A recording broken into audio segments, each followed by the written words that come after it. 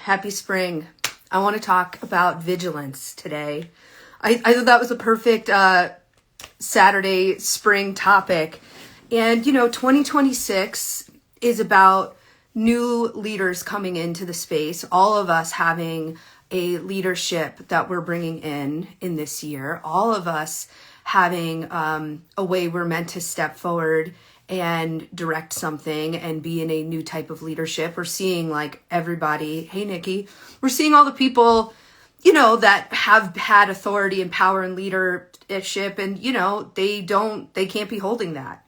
And so many people are feeling the call for leadership. And I think as we came into winter, it's been about learning a new level of confidence and understanding how to have the confidence to be seen and embodying a new type of leadership, whatever that looks like for you, because everyone's here to lead in a different way and in a different type of community and a different type of experience. It doesn't have to be one way. And as we're coming into the spring, I see another really big theme. So it's like leadership, and we have to think about what that means in terms of confidence and how to allow ourselves to develop the confidence to be a leader. And then now we're moving into this huge theme, hey Suzanne, that I've seen all week. I want to share some really interesting stories that happened to myself personally, and also in with my Dark Times Brings Light group, my book club and coaching circle, and also with my private clients. And oh man, I've just had such an interesting week around the idea of vigilance. And I also think we're in our society right now, there's a huge broadcast about being vigilant. There are many things being shared and discussed and broadcast in a way where so many people do feel so vigilant right now. So as I go into that, I think first I want to just make sure we're all on the same page and you understand what I'm saying when I'm talking about vigilance. So the word, what I mean by vigilance is feeling very self-protected. Hey Zoe, feeling, when I'm talking about vigilance, I'm talking about head on a swivel, trying, very self-protective, not really trusting the environment, not really being open, right? Like closed, tight, protected, very aware, not expecting the environment to be able to keep you safe.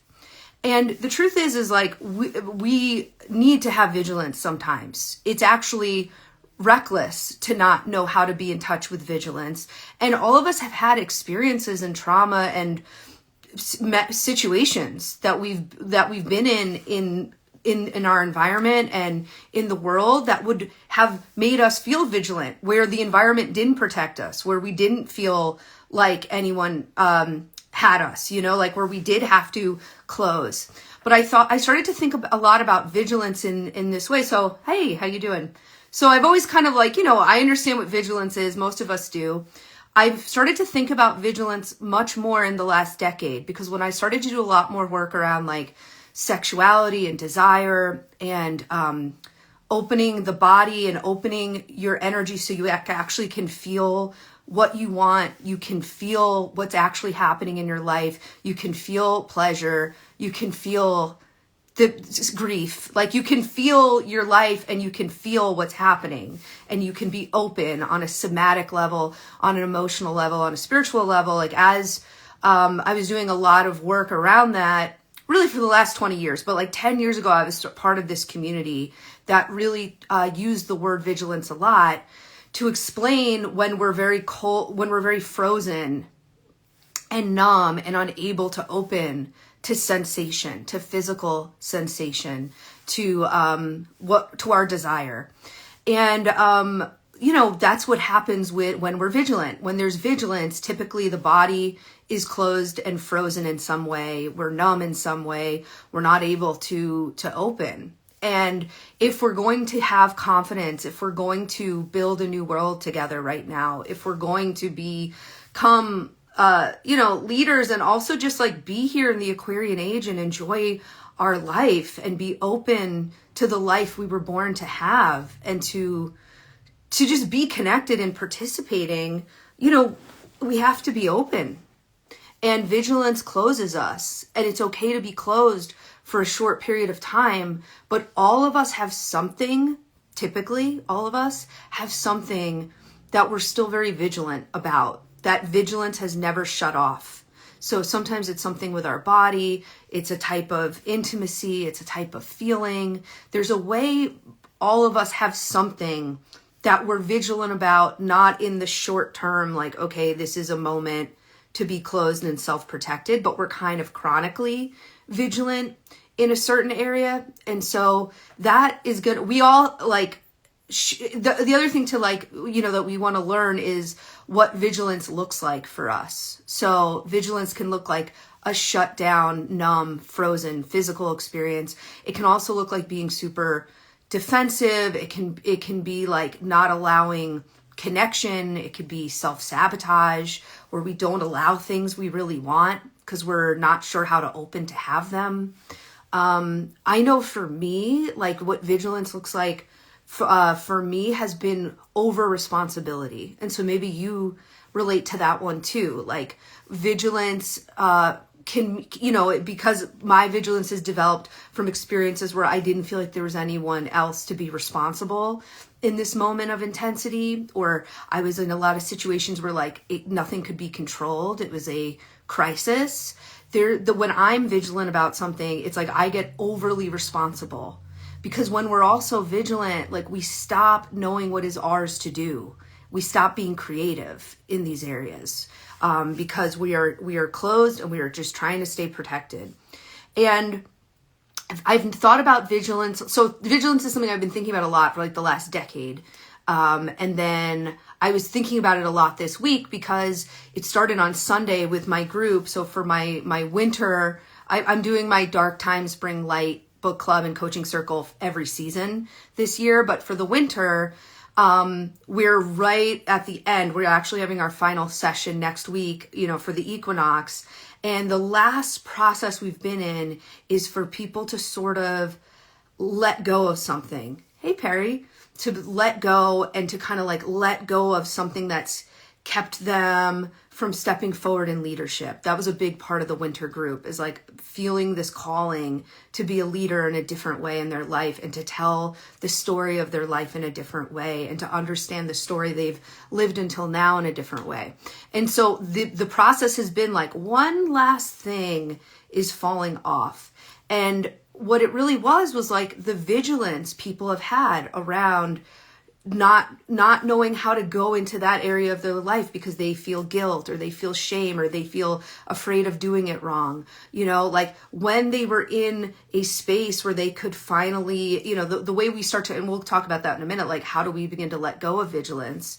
As people had a space where they could let down their vigilance, they could finally go all the way into like an emotion or a memory or a part of life that has felt really vulnerable.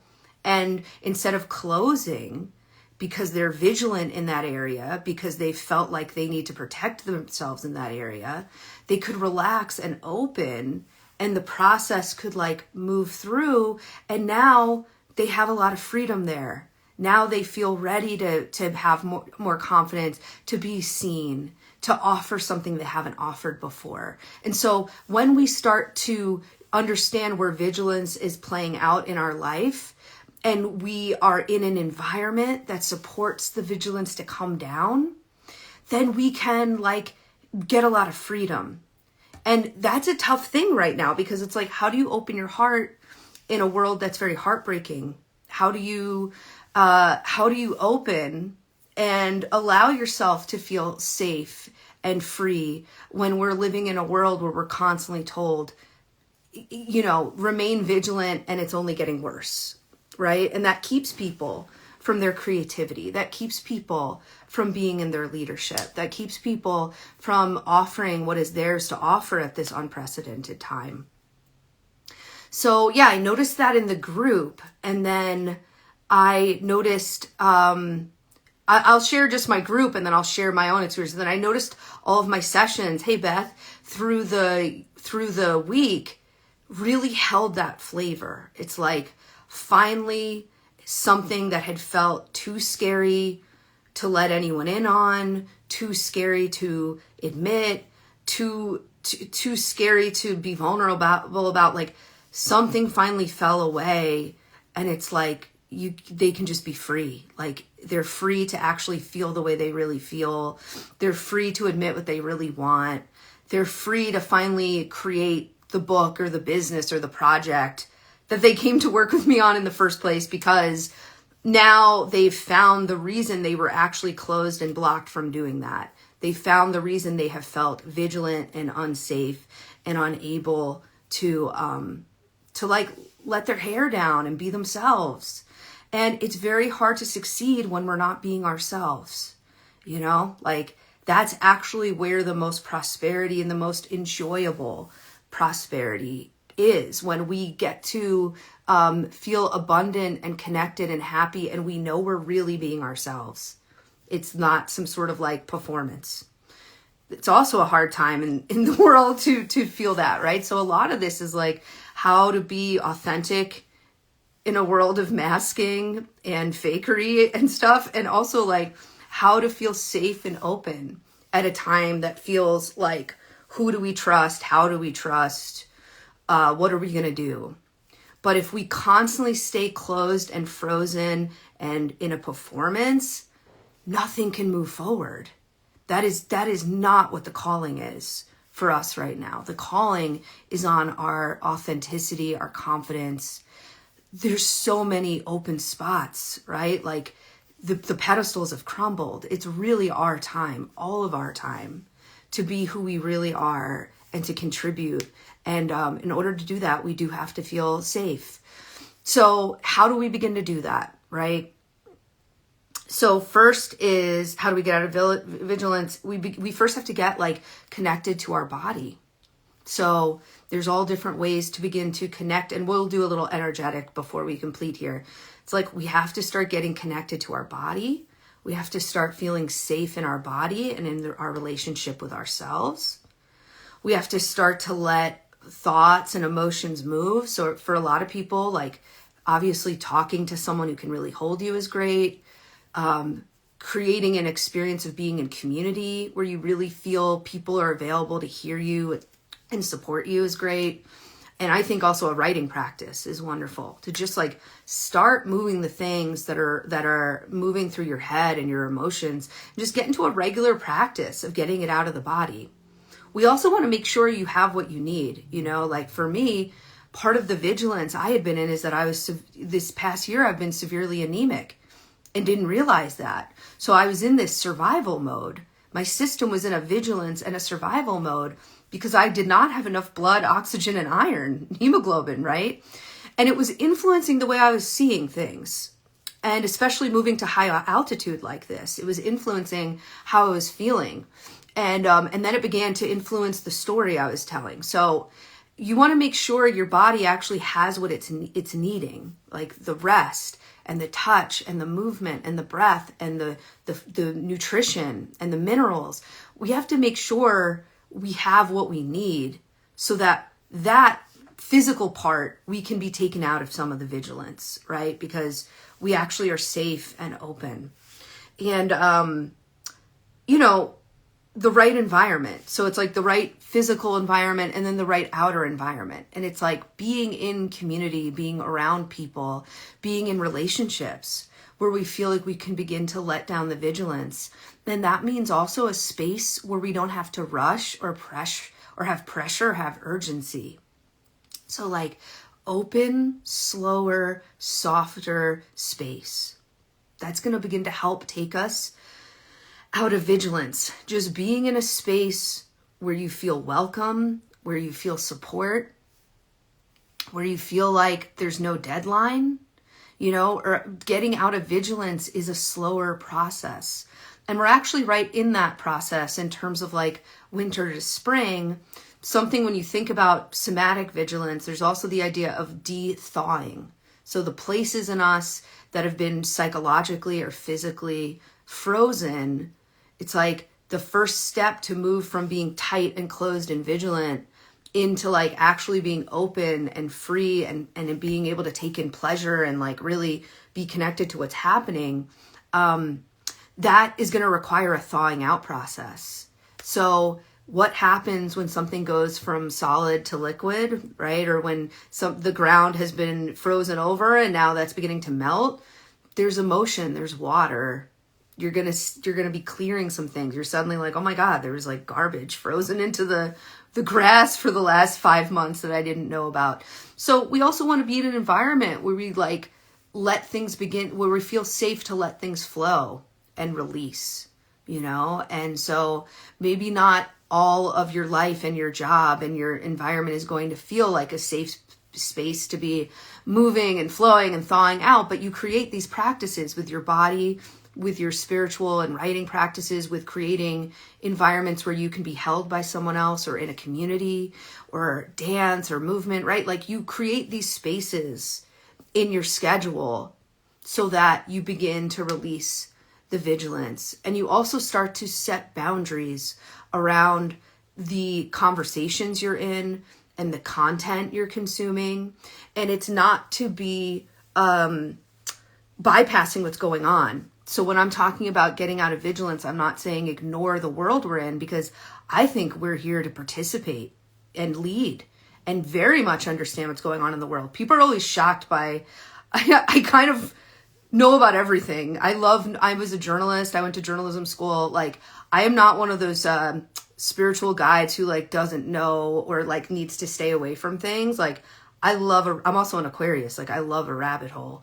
And so I feel like it is important to really participate and know, but we have to do it and consume in the right way so that we can still hear ourselves and our body, and we're not having a truth that's painted by others. And so some of these things that I'm talking about, this is like a longer game. This is not like do this in 3 steps today. But I want to give you a few opportunities to think about vigilance, an area that you feel tight, frozen, shut down, where you don't expect other people or the environment to be able to protect you. And notice if there's anything that's kind of chronically like that for you. And then we're going to take some time and space and begin to, the people I'm talking about that I worked with this week who had these big breakthroughs where they're no longer vigilant in an area and they can let life in, pleasure in, money in, connection with other people in. They can like begin, and then when they let that in, they can let out their gift and their offering and their expression for this time on earth. That didn't happen in 24 hours. That's like over the course of months or years, right? Of allowing support in a certain way and allowing connection in a certain way and deciding being here and participating and feeling fulfilled and connected is more important than anything else. And so that's some of the thoughts I'm having. I want to bring us into the energy, but I also want to tell you 2 more things before we do that. I have a lot to say about vigilance because it was just so loud this week, and I really think it's a big part of coming into our confidence and our leadership in 2026, which is the start of this really, really special cycle on the planet. So we're just going to take a breath here, and then I'm just going to give you another piece, and then we'll go into the energy. But just taking a breath here, maybe connecting to your heart and your belly.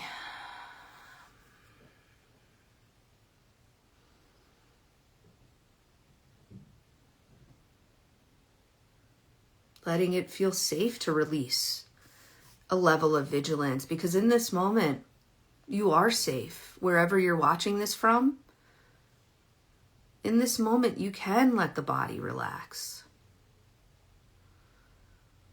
You can trust life to hold this moment with you, that you can let go of some layer of vigilance.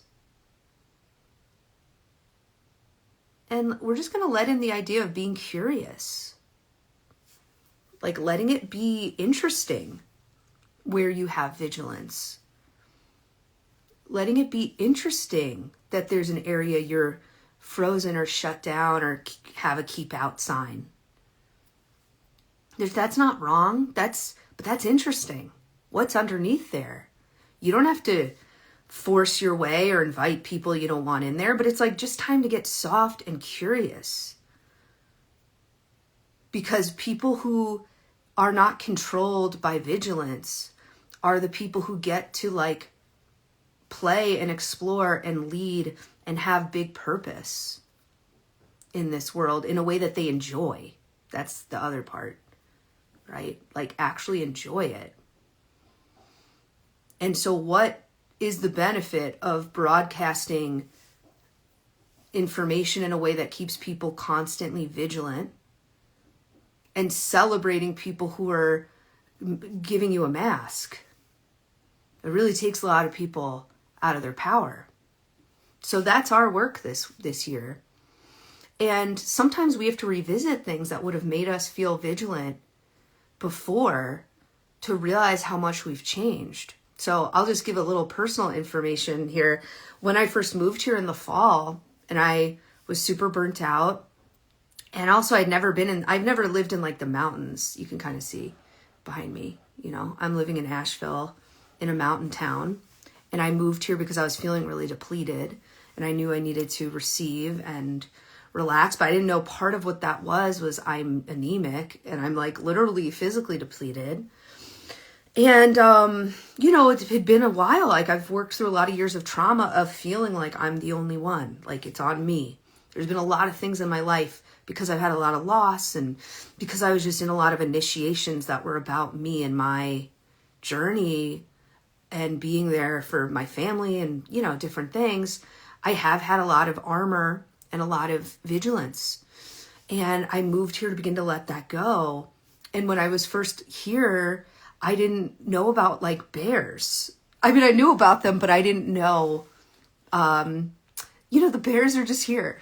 They're walking around Asheville and you can see them. And the neighborhood I live in, it's like off a main road, but also with forest and stuff. So this is an area where you will see bears sometimes.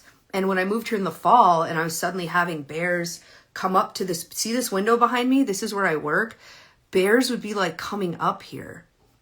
And it was totally taking me out. I was like feeling terrified. And it was actually this whole amazing initiation of like, I set some boundaries so the bears couldn't come to certain parts of my home. I had like a really amazing experience of like getting very vigilant and afraid and then working through it.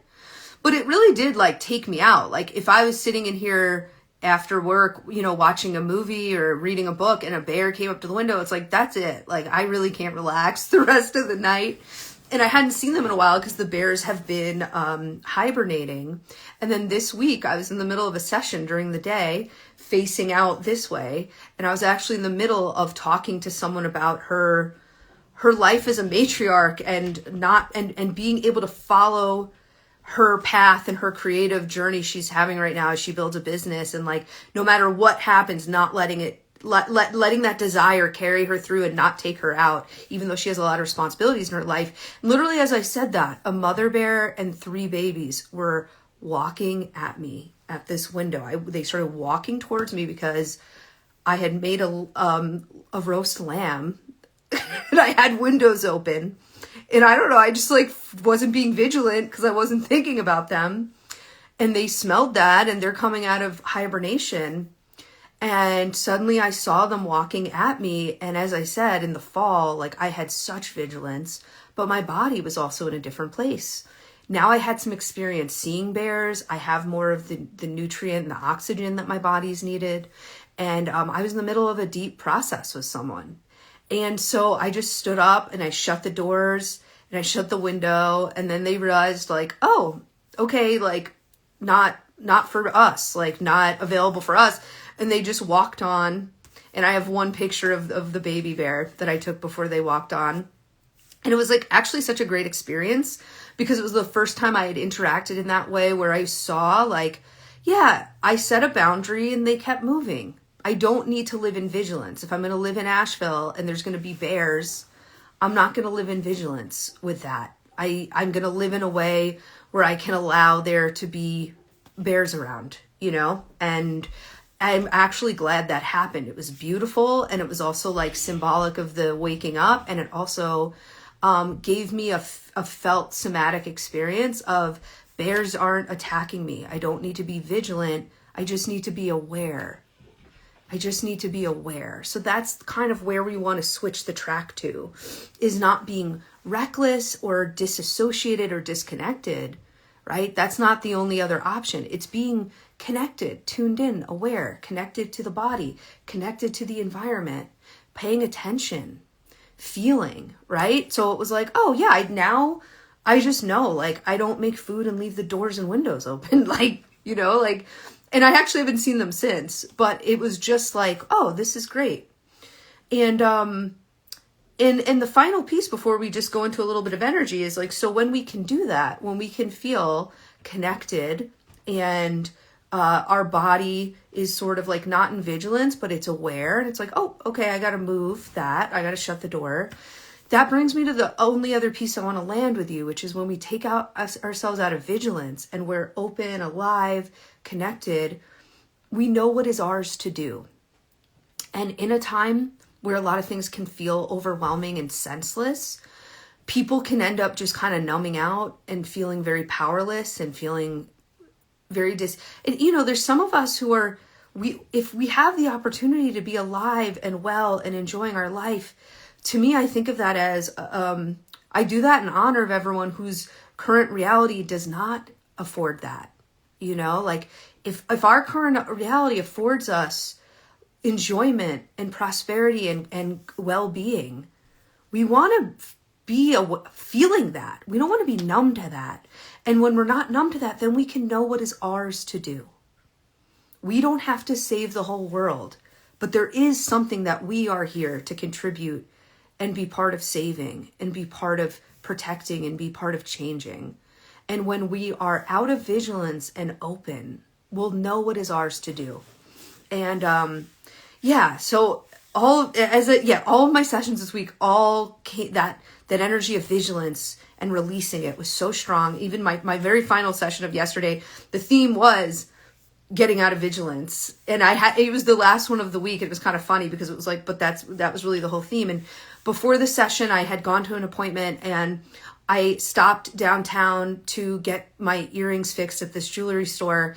And I parked my car and there's this man like screaming and threatening people and, just like threatening to harm this woman that was like next to me on the street. And, he wasn't like, he obviously was like in some sort of crisis. Like, I didn't know how connected he was to reality. And I had left my, I had bear spray and a horn, but I'd left it. And it was like, of course he was right in front of where I needed to go. And he was just kind of like controlling the street and people were freaked out and like walking away. And like this woman was really in freeze and, and it was like in that moment, it was like, okay, like I'm aware of this. Do I go into vigilance? Like, what do I do? And what is mine to do? And like, do I just do what I'm watching other people do? Like some people were kind of just walking by and getting space. And, so, I was just trying to figure out like, what is mine to do here? It definitely brought up my vigilance because I really felt like, wow, this person is like not in reality, they are not in the shared reality with us, and they are threatening really scary things. And I was like, do I call the police? And then I just realized like, that's what I know to do right now. Like this person really does seem dangerous.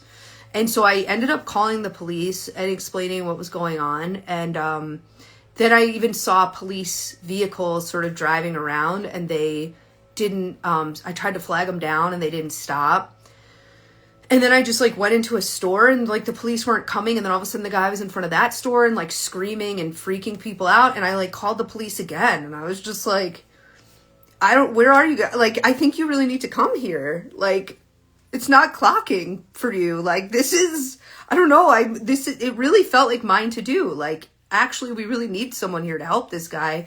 And then the police came and, then I walked out and they just were like standing with him and he was just like super emotional, telling them a story. And they were just like, it felt kind of Asheville. It was like they were in a circle around him and they were just listening. And then I got out of vigilance because I was really scared of this. I thought he was going to really hurt someone. I really had that feeling. And I got out of vigilance and I could just like reconnect to his humanity again. And, and I just like was watching the police watch him, and he was telling his story, and they weren't like stopping him or interrupting him. And it was like, I don't know. Then I got in my car and went to do this session that was about vigilance. And yeah, and it was just like, as I left, I was like, wow, like that felt like a moment of leadership, actually. It was like people were running away or disassociating from it. It actually felt like mine to do in that moment. You know, I don't know if there's a bet. I was like, do I call the cops? Do you try to call the not police number? I didn't, you know, but it was like, that was actually mine to do. And so when we step up and we move out of our freeze, then we like can actually connect with participating with our reality and with our community. And we know what is ours to do. So yeah, that's my transmission on vigilance. And, if you are feeling that, if you're like, I feel called to this next level of leadership. I want to be creative. I want to be expressing things. I want to be enjoying my life. I want to be out connecting, and the world feels heartbreaking and it feels dangerous and scary. And like, I don't know what I do here. Then I would love to invite you to Dark Times Bring Light. That's my book club and my coaching circle. It's all about that. It's about the book I created this year, but it's also about just like knowing what is ours to do and stepping into leadership and having a really safe and connected place to create and to let go of the vigilance and to start becoming really interested and creative and participatory in the world, and really letting life in, even when it's broken our heart. So I'm going to do on March 29th, I'll put a link here. I'm going to do a free group session just about like how to open your heart when the world is so freaking heartbreaking, and how to do that without being in bypass, without being in disconnect, without being in distraction, like how to actually see and feel what's happening in the world, and also like let in the blessings, and also like know what is yours to do and be doing it and enjoy it. So that's all for today. Thank you so much for everyone who's popped in and out. And if you're watching the recording, great to have you here. And before we complete, we're just going to go, we already went into one layer of relaxing and letting go of vigilance, but let's just go into one more layer. So just closing your eyes here.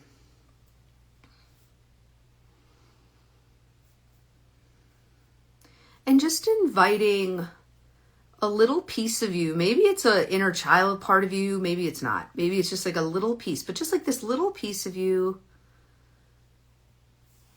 that wants to feel strong, but feels like the world and the situations are so big and you feel so small in comparison of them. And just finding that piece that wants to participate, that wants to understand its strength and its power. Connecting to the desire.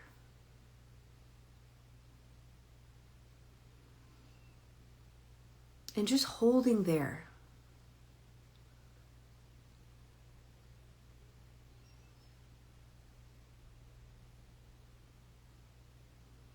And just picturing like you're connecting with this little part of yourself that wants more, that wants to have more, that wants to offer more, that wants more for this world, and just feels small compared to the bigness of what's happening. And we're just going to embrace that little part. It doesn't need to be bigger than it is. It just needs to be alive and here. It's like a little spark. We're just going to hold there for a few breaths.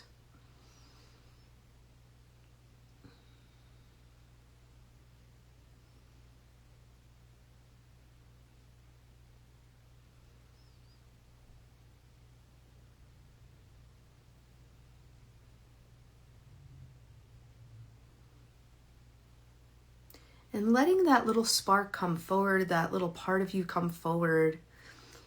And it's almost like it's in your hand, and you're just setting the intention of letting this small little spark, this small desire to receive more, to be able to express more.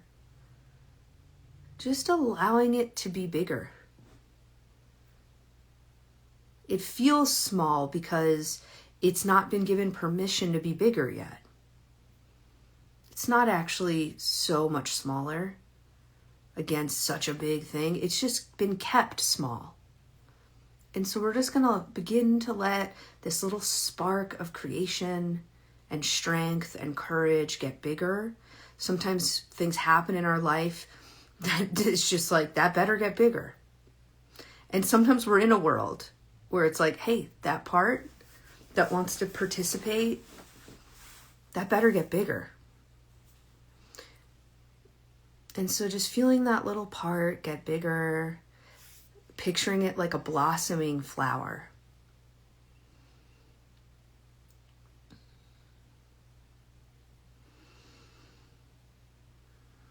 Letting this energy open to life like a big opening flower.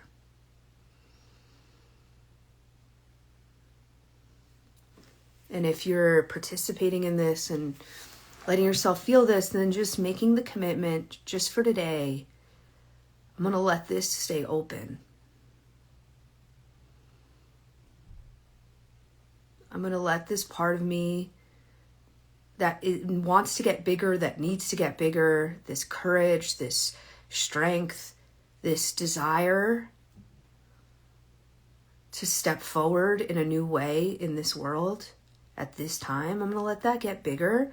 And just for today, I'm going to pay attention. I'm not going to let that get crushed and frozen and closed. I'm going to stay open. I'm going to notice what environments make that feel like it's harder to stay open. Just for today. Just letting that be the practice. All right.